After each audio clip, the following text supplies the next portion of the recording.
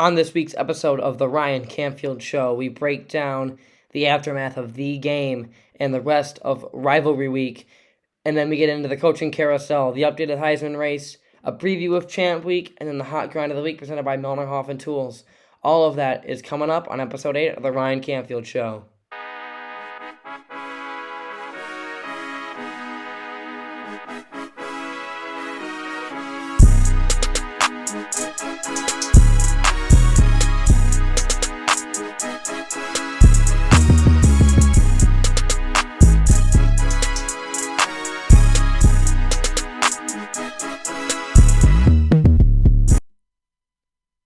What's going on, everybody?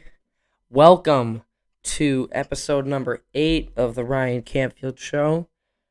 Some sad news to start. Hopefully an uplifting episode, but Drew Lawler is not with me today. We had some scheduling issues with recording, and we were gonna record yesterday. Today's Wednesday. We had everything set up to record, and then something just.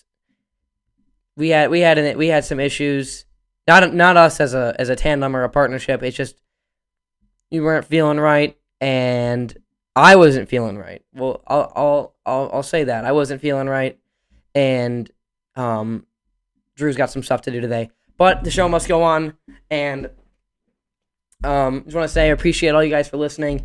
My loyal listeners, thank you for watching every week. It really means a lot. If you haven't subscribed, just like and subscribe. It means a lot. And follow on Instagram at the Ryan Canfield Show. So let's dive into it. We had a big week last week of games and events in college football. No NFL talk this week, but next week we will be previewing the Bills and the Bucks, as I will be in attendance at Raymond James Stadium. But for now, let's talk about the game. Now, this was probably one of the best days of my life, if not the best. And I'm going to start off by saying this. My first ever Michigan football game is my family has had season tickets for quite some time, and my first ever game was the App State game, and I didn't know it until a couple years ago that was my first game, and that basically sums up my entire fandom as a Michigan fan. Basically, nothing's ever going to change other than mediocrity. I'm not saying that team that year was mediocre with, Mike Hart, one of the greatest Michigan football players ever, and Chad Henne, of course. But, I mean, every year it's been 9-3, 9-4, 8-5, well, 8-5 in 2017, and then last year just put a really sour taste in my mouth, and it was awful. And then this year came upon us, and I was actually looking at my mentions the other day on Twitter, and there was a post from Michigan football in February of this year with a graphic of all of the schedule, and I commented on it, 9-3, same as usual. But then I went back in early July after all the college football mags came out, and I thought Michigan was going to go 7-5. I really did. And the funny thing is, the team that I picked Michigan to beat was the only team Michigan has lost to so far for the Western game. And I'm like, why am I here? What is there to play for this year other than Jim Harbaugh's job? And I said, I have no expectation for this team this year. I thought the team was a rather rebuilding team. And then, rather than a team like the 2016 team or the 2015 team that has a bunch of superpower from returning starters. And then after the Western game, it's like, all right, you put no 49 points. I want to be correct here. Let me see how much Michigan dropped on Western. But they had a pretty good game against a mid-level MAC team, and I'm like, you know what? Maybe this team could actually go 9-3. And I know that some people like my brother Chris Castellani,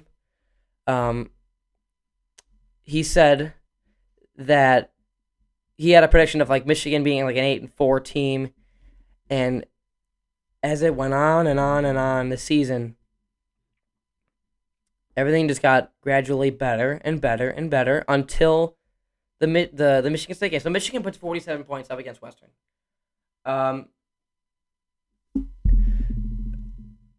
When the tide really started changing was the build up from the Wisconsin game, the win in the Wisconsin game, and then the atmosphere of the Washington game and the emergence of players like David Ajabo and Blake Corum. It felt like these guys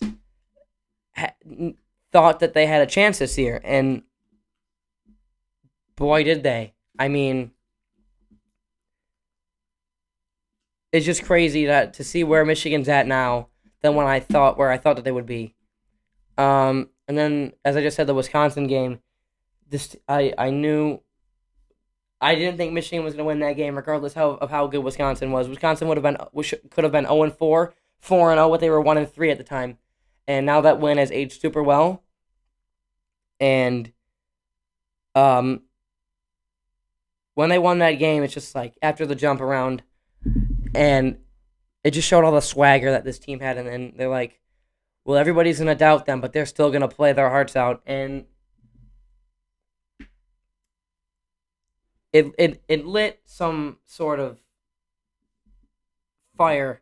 I feel like the expectations from the media lit some sort of fire under this team, and they just didn't care, and they just shut everybody up. And as I said earlier, I was not excited for this season. I had no expectation. And then the Nebraska game came around, and these guys are like, and I didn't think Michigan was going to win that game up until, game week. I didn't think Michigan was going to win that game because that was a heavy trap game in a Big Ten West stadium that Harbaugh has never been at, and a pretty good fan base like Nebraska.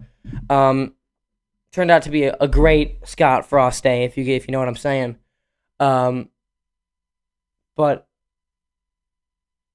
I mean, I knew that this team was legit when they beat Nebraska, and I was trying to look for it earlier on YouTube, but the Cade McNamara interview with Molly McGrath after the Nebraska game, everybody doubted Cade McNamara except for himself, and there was a pretty good game day feature on him for State Week when game day was at Michigan State, and he believed in himself. He didn't care what people were thinking about him. He only cared about what Coach Harbaugh had to say, and just stuck to the game plan and blocked all the doubters out. And at that time, Michigan was 7-0. And I'm telling you right now, if Kenneth Walker isn't playing for Michigan State, if he's in Wake Forest, if he's in Winston-Salem this year, boy, Michigan should be 12-0. And then the Penn State game, I didn't think Michigan was going to win that game either because I had a great respect for Penn State's defense. Shout out Brent Pry for getting the job at Virginia Tech. He was the second best D coordinator in college football this year. Number one always is Brent Venables. But yeah, congratulations to Brent Pry. Anyway, Michigan, they just went into Penn State, and it got a little shaky at times. But a man I've been pretty critical of his first couple years at Michigan. Eric All just saved the season right there. And when they won that game, Kate had another great interview, and they knew what they had to be done, and ironically with Molly McGrath, and Michigan knew what they had to do, and that was another great interview. Cade McNamara might be the king of interviews. What if we went out, huh? What if we went out, huh? Man, that couldn't have aged any better. Since that game, I'm not sure if Cade started the Penn State game last year, but he's lost 2 games. If he did, he's lost 2 games since that speech, and that one, the Penn State one, didn't matter. And, ooh. And then they go out and beat Ohio State with the national spotlight on them, with the Harbaugh haters like Paul Feinbaum, and I saw Sam Ochoa was taking some shots at Harbs, and he's like, other than his job going into the season, what did he have to lose? And Ohio State looked a little shaky at the beginning of the season, I'm not going to lie, but then they just kept on gaining steam and gaining steam and gaining steam. And then Michigan goes out and beats them. It's so crazy. I'm still soaking it in.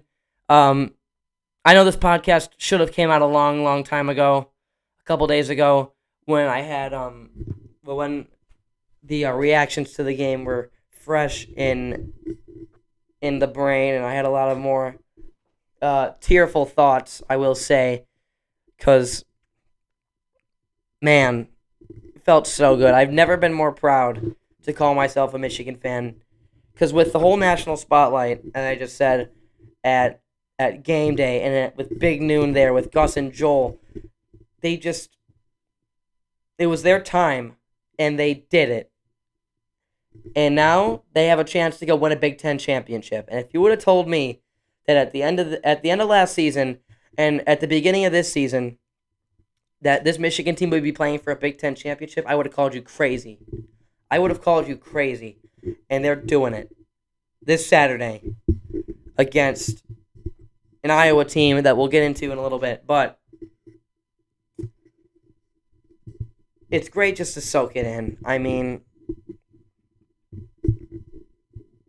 I knew that when Michigan scored the first touchdown on their first drive, I thought to myself, well, Michigan's getting closer and closer towards the end zone. And I remember from the 2019 game, Giles Jackson, dirty traitor, scored a touchdown on it. I think it was an end around, or it was a handoff when he came in motion in the backfield, handoff to him left to right side of the end zone, and I'm like, you know what they should do? They should run that same play, but with another speedster. And what better speedster than AJ Henning? And it was so sweet seeing them run that play. Even if they didn't lose, even if they would have lost the game, the atmosphere after that one touchdown just made the entire game. I mean,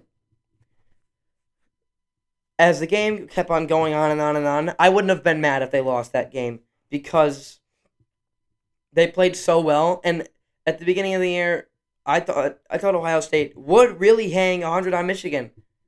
Shout out Ryan Day, piece of crap. But it was just so awesome. And they didn't let that touchdown in the second quarter rattle them. Great catch by Garrett Wilson. Hopefully, him or Olave will be playing for the Lions next year. Hopefully, the name will be called by Roger in Honolulu Blue in April. But it was a great catch, and Michigan did not blink or flinch, whatever. You know what I'm saying. And they go back down the field. They score a touchdown. Hassan Haskins, man, love that man to death. And I just can't. I'm speechless, honestly. It's been 4-ish days, and I still can't fathom that it happened. Um, and then if I would have known that the second half scuffle happened, because little side topic here, the Wi-Fi in Ann Arbor is garbage. We were stuck in traffic for like 4 hours. Oh, not not in Ann Arbor for 4 hours, but like for like 2 hours we were stuck in Ann Arbor and just no Wi-Fi, and we were stuck listening to Michigan State, Penn State, um, and Blaha. My goodness, and that other guy. They're just the worst. Um, Also, shout out Jim and Dan. I'm gonna really miss them. People give them crap all the time, but I love them. They're great. Um, but if I knew that happened in the second in half at halftime, they just had so much fire, and Ohio State was rattled. They were walking towards the locker room, they with their heads sinking, and Michigan was like, "We're only up one." I thought Ohio State was gonna win at halftime because they were only up one and they were getting the ball back, and man, just them just not caring and just taking it to them at halftime. If I knew that happened, I would have been full confident that Michigan was going to win the game no matter what happened in the second half. And Michigan comes out of the locker room, and I think Ohio State's going to score a touchdown, and they don't. Michigan comes out and stops them.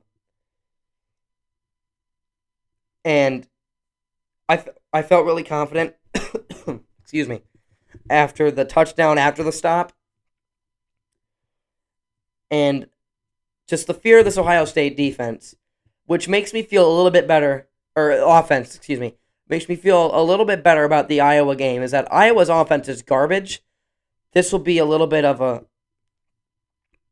hopefully Michigan goes full throttle on Iowa's offense, maybe break some bones, need to get some more turnovers, but Ohio State could just break the game open any second, like that, and Michigan didn't let them do it. The defense did score a couple. The defense didn't let up a couple touchdowns, but the offense just didn't. It didn't phase Cade McNamara, and I said Josh Gaddis was gonna call plays for his job last week, and my God, did he coach his ass off? It was awesome to see that a guy criticized like Gaddis just shut everybody up, and he was nominated. He was a semifinalist for the I'm not sure what the name of the award's called, but the best assistant in college football. He couldn't have. I didn't want him to be nominated for it as a semifinalist. He shouldn't have been nominated for it. He could have not been nominated at all and then been a finalist this week. That's how good of a game he called. He did exactly what he needed to do, and man.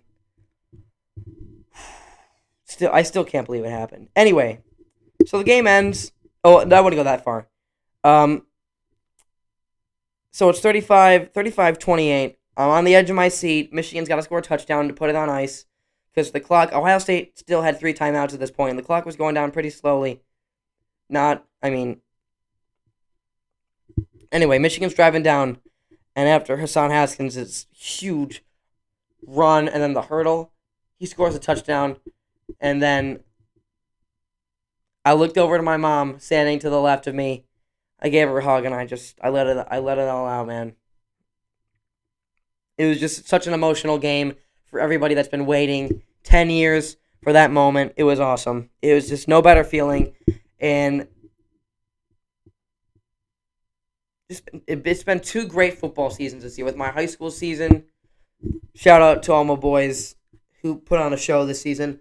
I've never seen people more happy when Portage Central won the district championship and then when Michigan beat Ohio State. It took me a little bit to get to the field, but after 15 years of going to games, I finally made it onto the field. I've never seen people. I've never seen this many people be so happy, and just to see this team that I loved my entire life to just rise above all the criticism that was happening towards them the moments before this season. I could have been more proud of that team. It was so great. And the best part is, shout out to Tristan Bounds. Little story here. I'm on the field, and he's just standing in front of me, and his girlfriend comes up to me. He's like, hey, can you take a picture? And I took their picture, and I took a picture on his girlfriend's phone, and they were super chill about it, and I took a picture on my phone. It was awesome. Shout out Tristan Bounds and his girlfriend. Anyway, going back to this game, going back to the post-game celly. Pump It Up might be the greatest song ever. That song should be the new Michigan fight song. That song is so awesome. I got nothing to say. Nothing bad to say about that song. Except in the beginning of the season, when that song came out, I'm like, what is this song? This Pump It Up song that only has 6 words. 7 or 8 words in it in its entirety. And like, what is this? And then the Washington game happens. I think it's just the pom-pom effect. Pump It Up never got old in the Washington game with the poms and the atmosphere at that time. And Pump It Up never got old after that. And then it all came to fruition with the Ohio State game after every touchdown. They only did it after the first touchdown, or a big touchdown in earlier parts of the season. But they played it after every touchdown this game, and I was a little skeptical with DJ Ski coming into the building. He didn't know what was going on, but apparently they had 2 DJs. DJ Ski at halftime and pregame, but there's another DJ in the press box that was playing Pump It Up. So shout out to both DJ Ski and the other guy, I'm not sure of his name. But yeah, man, you gotta pump it up. And yeah, it's no greater feeling than being a happy sports fan.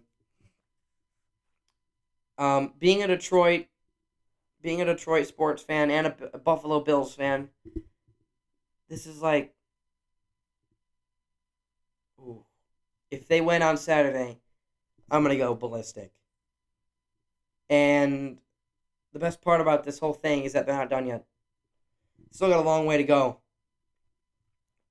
God forbid if Michigan loses on Saturday and they only go to like the Rose Bowl or something. God forbid that Aiden Hutchinson and David Ojabo, Daxton Hill don't opt out, because I still want to see more from them. It's just been, it's been a great year, man. It's been a great year. All right, I'm gonna take a break.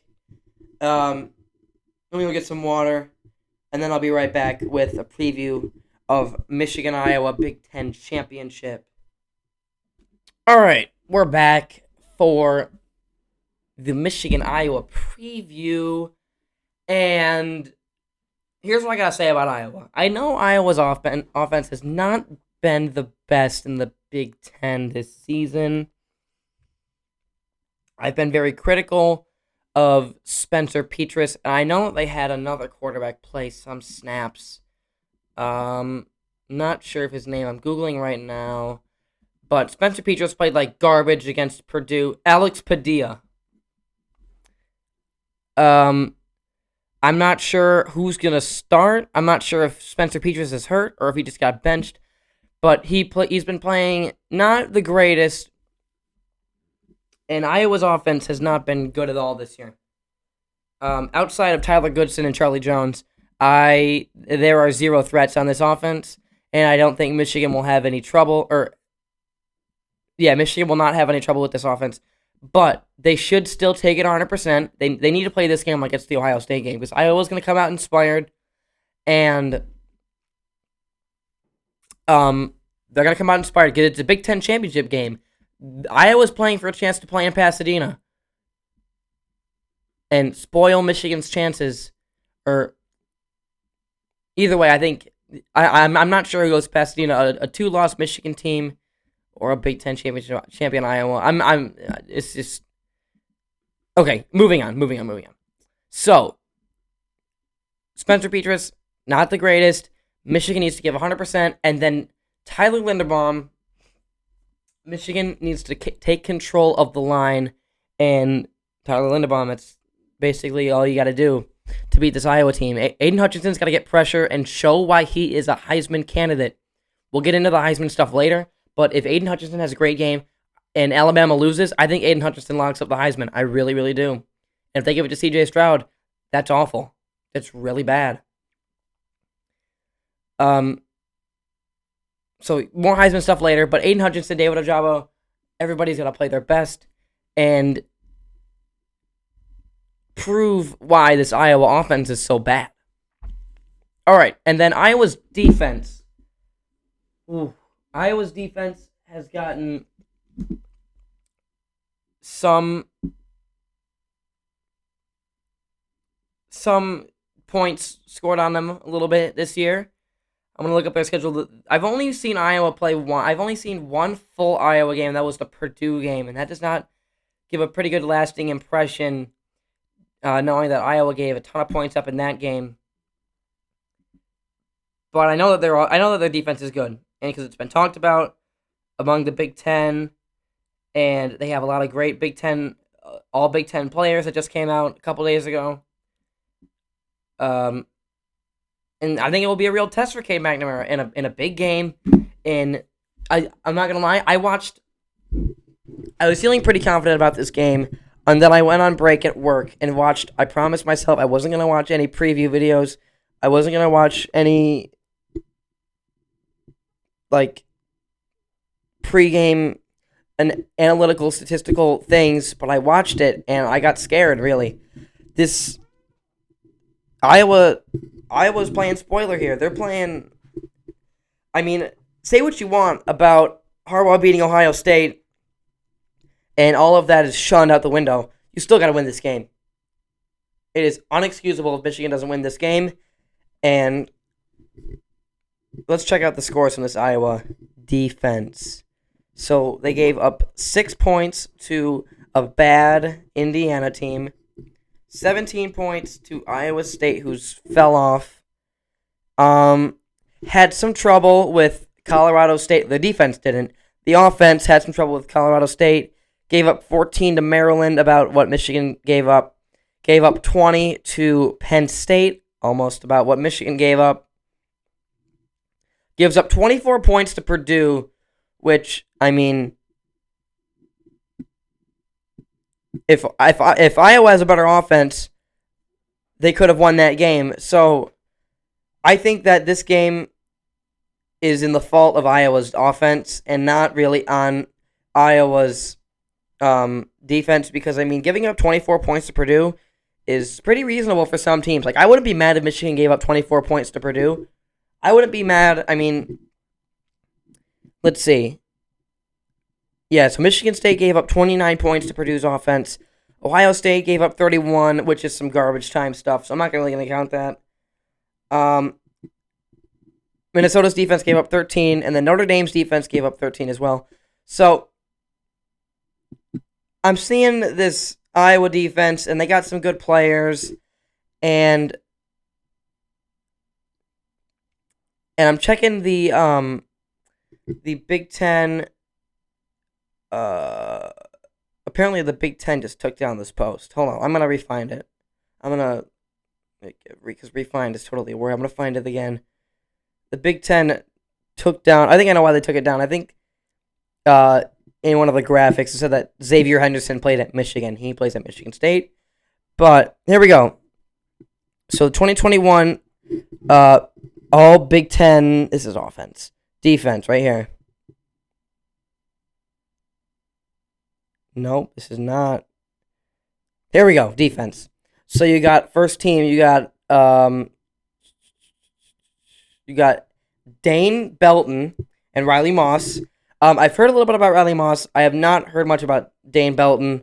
I have not watched film on Iowa, but I will after recording this.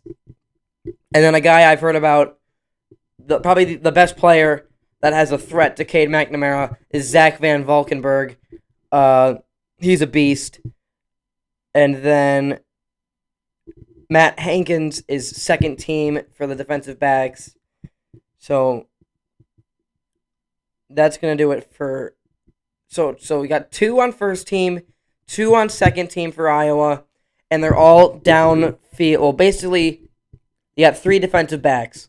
And basically, what I've been seeing is that if Michigan could just get past Iowa's D-line, they'll win this game with ease, because Hassan Haskins don't care. He don't care that Iowa's got good backs. Cade McNamara can just give him the ball, and Hassan Haskins can win Michigan win Michigan this game. My goodness. Sorry. And then an emerging Donovan Edwards and Blake Corum, who isn't 100%. So, Michigan could easily win this game on the ground.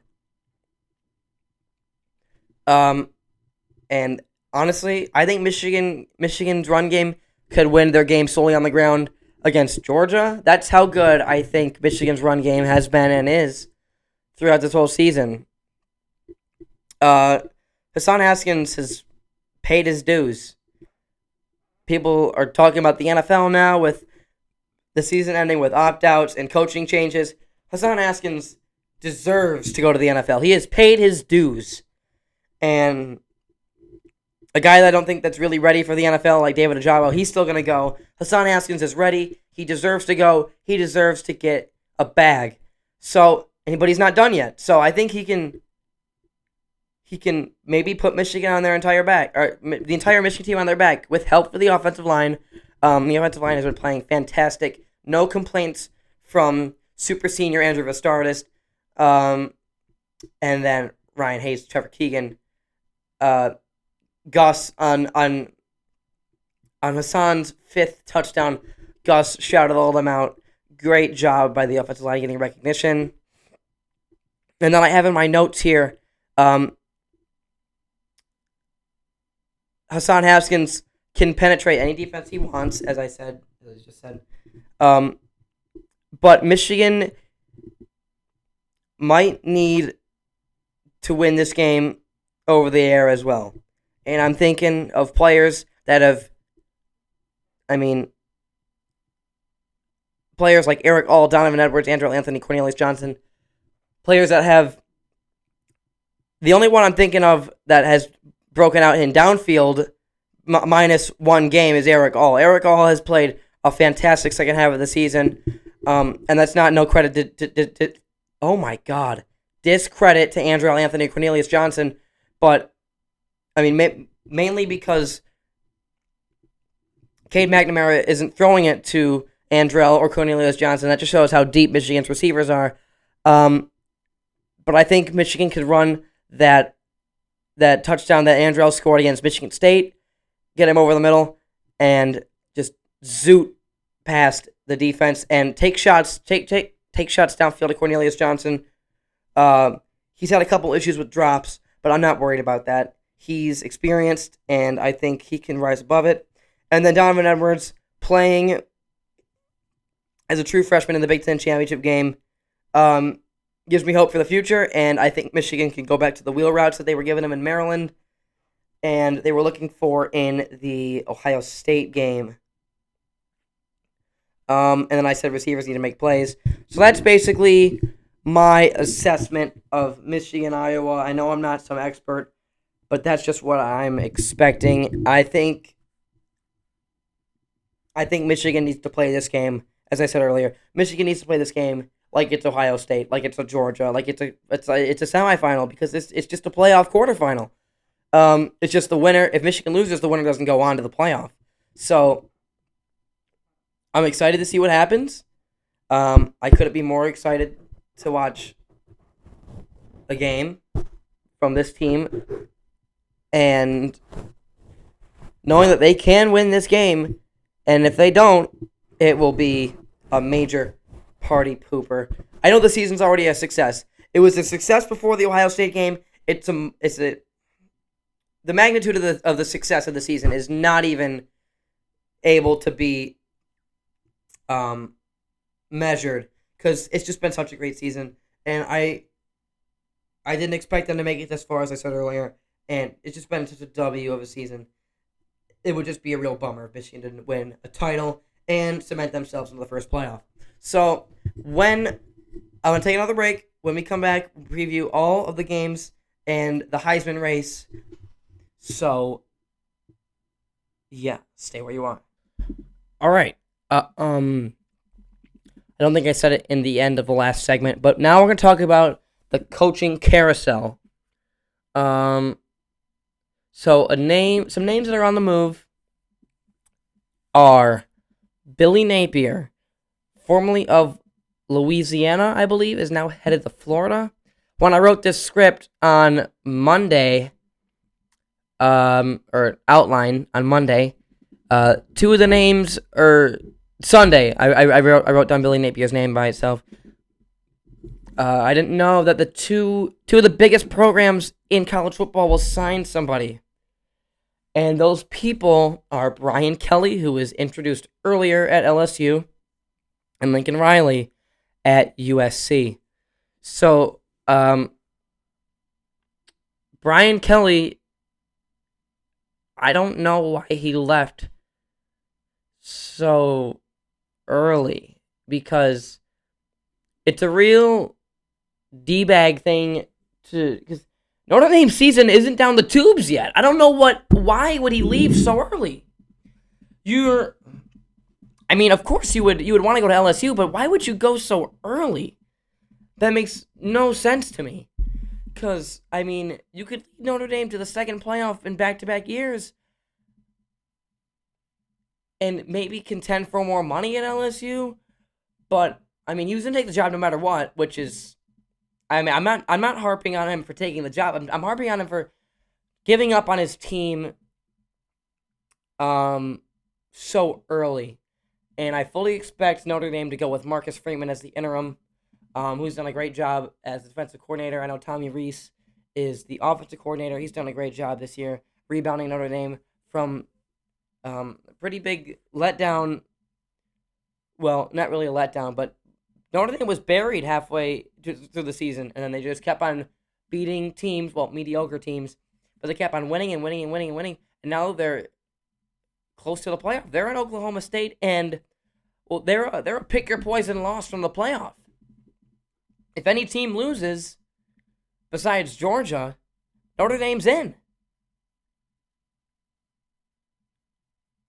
So, actually, that's not right. Any two teams. You can mix and match any team that's not named Georgia. Michigan and Cincinnati. Michigan and Alabama.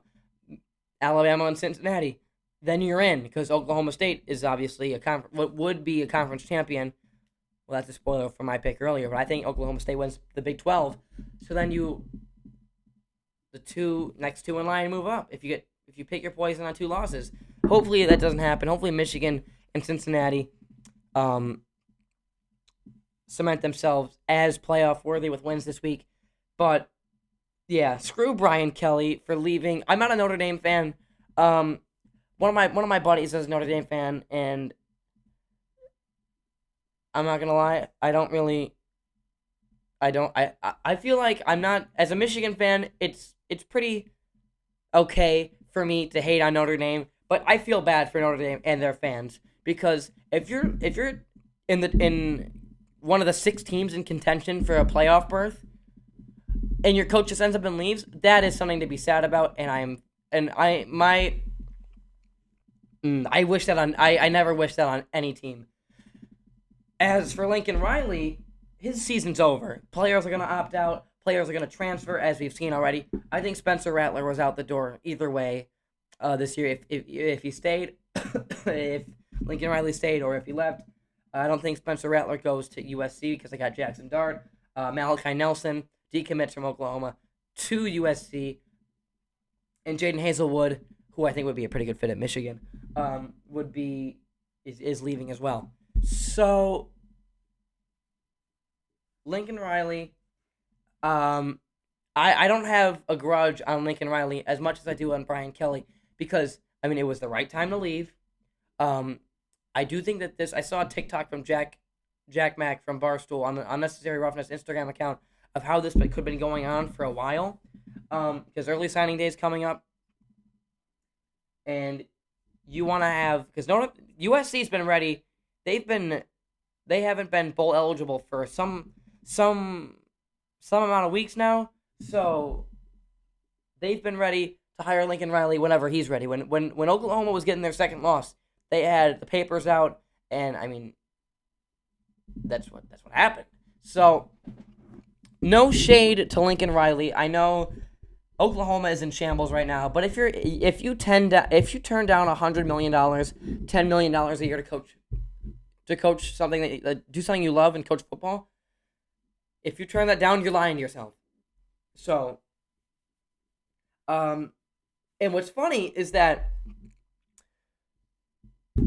within a couple hours, Bob Stoops is already back in Norman answering questions at a press conference. It's like he never left, which is funny because Fox can't keep any coaches on their team. I mean, Urban Meyer left. I heard, before I knew that Bob Stoops was coming back for the Big Noon coverage of the Big Ten Championship game, I'm like, well, who's next in line? Gary Patterson? But it just seems so bizarre and pretty laughable, which could have been heard on this podcast if, this was made a couple days ago. But, and I know Drew had some stuff to say about it, but he is not here right now. And also, for Oklahoma, Alex Grinch was on the plane to USC too. And that's not wild. That's not, I mean, I'm a college football fan. I know how it works. That's not bizarre. But Oklahoma, I've seen Joel Klatt talk about how Joel Klatt always hits. He's always 100%. He's the best color commentator analyst in college football. But he's like, Oklahoma will be fine. I don't see how Oklahoma is fine here. All their recruits are gone. Their coaches are gone. Caleb Williams is the only guy left, which is, I think he will be in New York next year for the Heisman ceremony, but it's just not a good scene in Norman. So that's all I got for the coaching carousel as of now. As I mentioned, Brent Pry, shout out Brent Pry, to Virginia Tech. So now I'm going to talk about the Heisman. When I first did my Heisman predictions in episode 1, I had Matt Corral, Bijan Robinson, Desmond Ridder, and Kenneth Walker. One of those names is in my top 5 as of right now. That's Kenneth Walker. He's at number 5, followed by Jordan Davis, Kenny Pickett, 1B, Aiden Hutchinson, and 1A, Bryce Young, by default because he's an Alabama quarterback, and people will vote for him. Although Bryce Young did have a pretty quality Heisman moment, throwing a touchdown pass and leading Alabama in a 98-yard drive to win the Iron Bowl, or tie up the Iron Bowl, I should say. And I think Aiden Hutchinson is an officiating crew away from his team being 12-0, and him having a Heisman moment with the recovery of the Ojabo sack, resulting in a touchdown. And yeah, those are my thoughts on 1A and 1B. Kenny Pickett, he's not going to win it, but he should definitely be in New York. He's been at Pitt for forever. I've been with Kenny Pickett and Pitt all year. I really hope Pitt wins the ACC. And he was on Part of My Take. I listened to his interview. Great interview. He's just an easy guy to root for. And I'm not going to lie, I hopped on the Pitt bandwagon, and I'm not getting off anytime soon. So, Kenny Pickett, Kenny Two Gloves, should be in New York. Jordan Davis. Jordan Davis just imposes his will on everybody, and rightfully so. I mean, I was looking at his 24/7 page. Coming out of high school, he was a 3-star recruit, and I mean, stars don't mean anything, but man. So he's 6'6", 360, and he runs like a fullback, which for a defensive tackle or for a D tackle at 360, that's what more can you ask for? So he could easily be the most dominant player in college football based on size, and I think he sparks fear in every team that Georgia will play. And hopefully Michigan makes it to the national championship, but I don't want to play this guy. So he's a stud, and he should be in New York. And then Kenneth Walker the third. Kenneth Walker,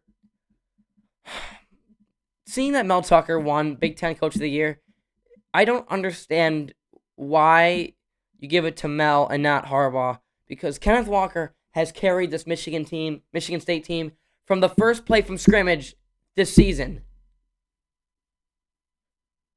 So I don't know. It's just,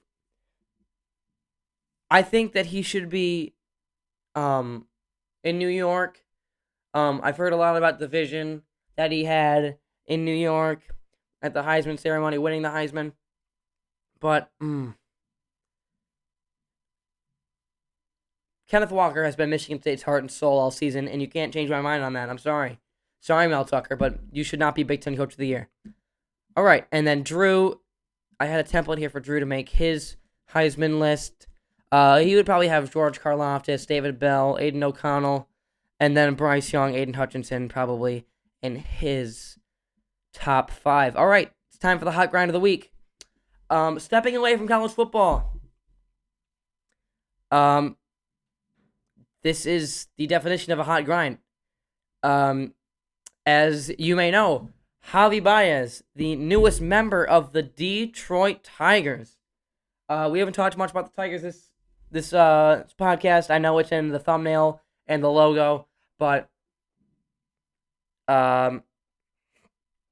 really poor job by the Illiches and Al Avila not getting Carlos Correa in an Old English D, and it really makes me mad because I bet you if Little Caesars is a couple million pizza sales away from being able to afford Carlos Correa, and they sell millions of pizzas a day. So I bet you could have had a little promo say, if you buy this pizza, it's one step closer to Carlos Correa becoming a Tiger. Carlos Correa was the guy. I don't know why the Tigers were so afraid to pay him. Other than cap space, I don't know.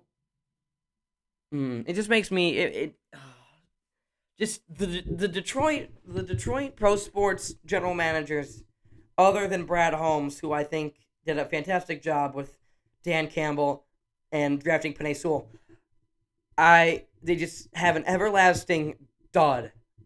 Troy Weaver is up there with Brad Holmes as well. But he picked Kate Cunningham and players I like Luka Garza and Isaiah Livers, which coming from a Big Ten guy is exactly what you wanted. So, but he also picked Killian Hayes, which we talked about in the first hot grind of the week.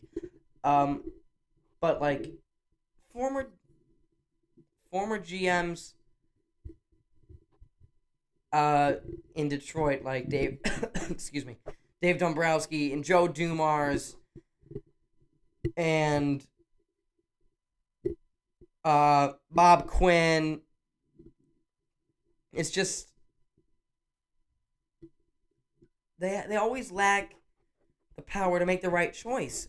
And if you give Carlos Correa money, that's a guarantee. I don't want to go on the record for saying this, but if Carlos Correa joins this squad, the Detroit Tigers win the AL Central next season. They're on the right track with the roster that they have now, with the emergence of my boy Akil Baddoo, with a great signing of Tucker Barnhart, which Al did a great job with. Eduardo Rodriguez, another great signing, and then the re-signing of Jonathan Scope, Robbie Grossman back, and then Miguel Cabrera having a great end to his season last year. Hopefully we're getting toward his farewell tour so that Mickey can be celebrated rather than hated this last couple years. But the Tigers are in a great spot, and they were in a great spot to get Carlos Correa. And it just... Oh, just being a Detroit sports fan, man, it's just the worst. But nevertheless, Javi Baez is still a great baseball player. He'll sell tickets. He'll sell memorabilia, merch. Um, he'll put butts in seats. He'll put my butt in seats in a seat. But I know he's great on defense. He's a speedster. I know the strikeouts have been a bit of an issue, but I mean, here's the hot grind of the week. I think Javi Baez leads the Tigers in home runs next season, and I know you're listening, like Ryan. He's playing in the worst hitter. He's hitting in the most park that's not favored for hitters, and like that's why it's the hot grind of the week presented by Milner Haufen. Go to milnertools.com. Use code Ryan20. Get 20% off your order. And that's my hot grind. So Javi Baez will lead the Tigers in home runs next season. And since I know it could be a pretty bad take, I'll look like a genius if it comes true. And I won't take shame if it's wrong, because Jonathan Scope is back. And I love me some Jonathan Scope. Alright, that is gonna do it for episode number 8. Really appreciate you all for listening. Wait a minute, we still got picks to do. Wait a minute. We got picks. We're not even close to being done. We only have 5 games, but we are not done yet. Alright, the Champ Week slate on tap for Saturday. Thank you for voting on Instagram at the Ryan Canfield Show. So let's get into your selections. So on Friday, December 3rd at 8 o'clock on ABC, the Pac-12 Championship, the first appearance at Allegiant Stadium in Vegas. This poll was created before the new rankings came out. Number 11 at the time, Oregon, and number 19, Utah. 28 out of the 46 voters say Oregon, and 18 say Utah. Honestly, I thought about this in the car on the way home. This game's a toss-up. You're on a neutral field. I think Oregon doesn't lose big Pac-12 championship games. They were like 4-2 last year, going up, I believe, against an undefeated team. I'm not sure the records last year, because I don't care about last year anymore. And it's the Pac-12, so that's not my strong suit. But Oregon had a couple losses last year, and they still won the Pac-12. So there's no doubt in my mind that Oregon can't win this game. And they have the talent, they have the capability to win this game, and that it's not at Utah. I think that's a great step in the right direction. So I don't know. I honestly don't know. I gave my pick on Twitter last week, depending on Oregon's kits. I was wrong, and hopefully they have a better kit this time, so that I can give a better educated guess, because my last pick was not correct. Next game at Jerry World in Arlington, hopefully where I will be at in New Year's weekend, or I don't know if it's on a weekend, but you get what I'm saying. Big 12 Championship, Saturday at noon on ABC. Number 8, Baylor against Oklahoma State, number 7 at the time. I think they're 6-5 right now. I got Oklahoma State. I think Oklahoma State is in the exact same pool as Michigan right now. Not trying to get too high off the Bedlam win, and in a game where their opponent can play a huge spoiler, as Baylor has done They are not one of the 6 teams left in the mix. I think they could get caught pretty easily, but I think Oklahoma State hangs on. I think Malcolm Rodriguez has a good game. I think Tay Martin will have a couple tutties, and I think Spencer Sanders will cement himself as the second greatest Sanders in Oklahoma State football history. The next game, not ACC, the SEC Championship in Atlanta, Saturday at 3:30 on CBS. Number 3, Alabama. I think number 3. Yeah, number 3, Alabama. Number 1, Georgia. Saturday at 3:30 on CBS. I think Georgia demolishes Alabama. I think Alabama's lucky to lose this game by 14 points. I don't know what the line is, but if Alabama can't, if I don't know why I've been stuttering and my throat's been an issue all week, but Alabama's been pretty shaky the last couple weeks, and if they have trouble scoring on a 6-6, 6-5 at the time Auburn team, you got the best defense in the past couple of years waiting for you. So I don't know why. Hopefully this game takes Bryce Young out of the Heisman conversation and slides Aiden Hutchinson in as the favorite, but I don't think Alabama even stands a chance. I'm still yet to be impressed by Georgia's offense yet this year. I think George Pickens is back. I think I don't really pay much attention to the SEC and injuries, so I could be wrong on that, but I'm a big Zamir White guy. I like James Cook. And if Georgia doesn't win this game, that is bad.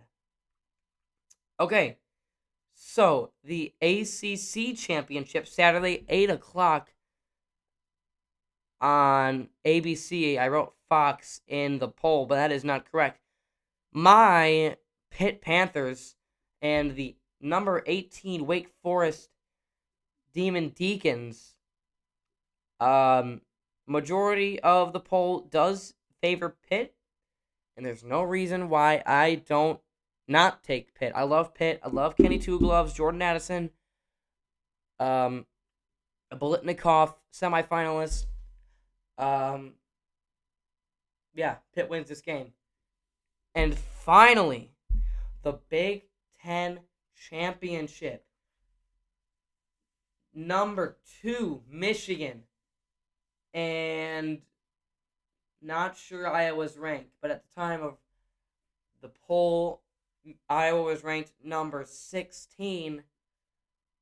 I think this game is a snoozer.